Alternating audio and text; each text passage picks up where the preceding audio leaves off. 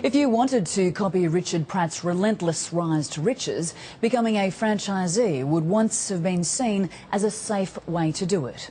But this $130 billion industry now has many problems. It can lead to riches. It can also lead to ruin. Laticia Gibson reports. I don't know how you sleep at night knowing how bad you are and what you do to people. Sam Gow has just lost a 4-year battle, defeated by her ex-franchisee, Leonard's Chicken. Life is falling apart, sorry. Leonard sued for $54,000, claiming Sam owed money from when she left the business. She then countersued on the grounds initial sales figures didn't stack up. But no matter what happens... Fearing bankruptcy, Sam has now been forced to stop litigation, too emotionally exhausted and broke to continue. She will lose around $350,000. Not only did we think we were going to better ourselves and have a great lifestyle, kids could go to private schools, we could have holidays. Sam is now among hundreds of franchisees across the country suffering at the hands of their franchisor. If everyone was treated the way we've been treated, there would be an uproar.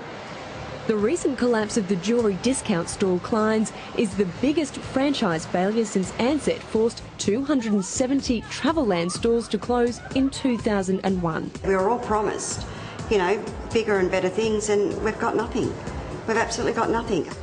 The chain started 26 years ago with sales around $40 million a year across Australia, New Zealand and South Africa.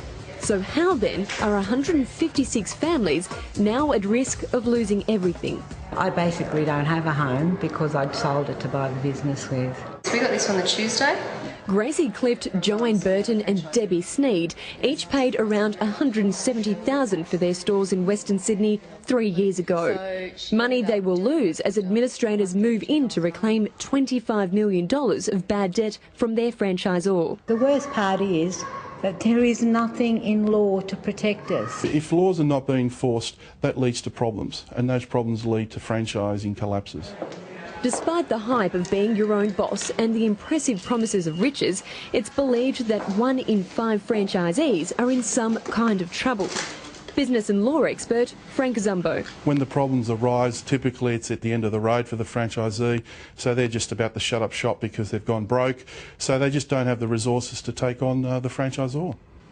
He and other industry experts claim that some franchisees are being deliberately set up to fail. Bad franchisors are about ripping off franchisees, getting as much as they can out of the franchisees, leaving them bankrupt with no business, no home, and just moving on to the next victim, the next sucker that they can find.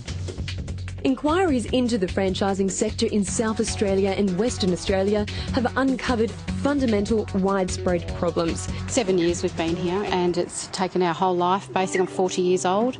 My whole life's work is in it. There's a lot of blood, sweat and tears went in here and very hard.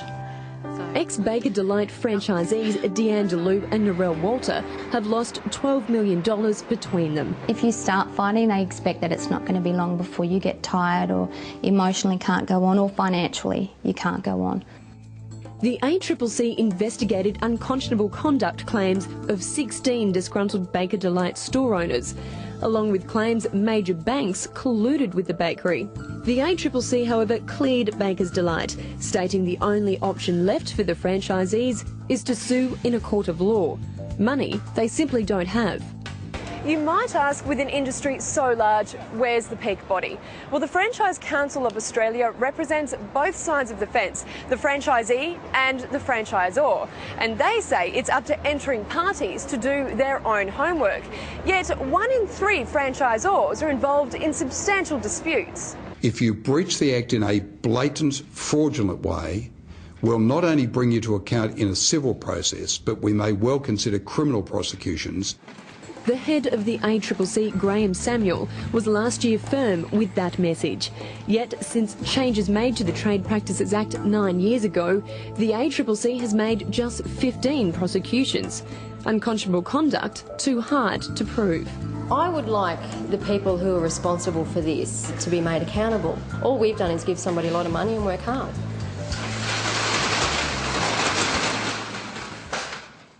The pleasures and the many pitfalls of franchise.